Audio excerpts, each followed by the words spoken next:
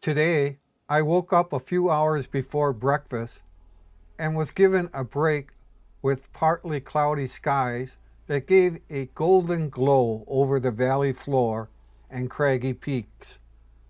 I was somewhat saddened by this being our last day, but I'm still looking forward to where the group was going as we were amazed to photograph all the places we have been taken. After a quick breakfast, our workshop group was taken to Percorso sensoriale Vallunga. This parking lot was more like our base spot to set up our tripods, as it had a unique trail that zigzagged to a small chapel. After a while, I moved and followed Damien through a playground area to another open valley with a fantastic mountain view. I stayed as long as I could before they called us back.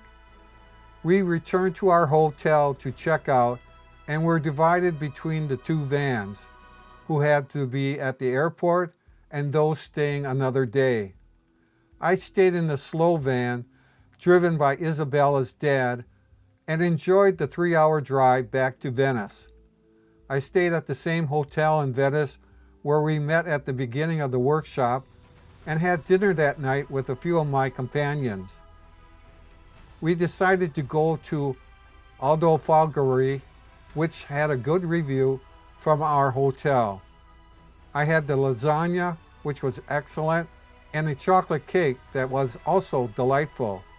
We slowly walked back to the hotel and I readied my bags for the return trip home.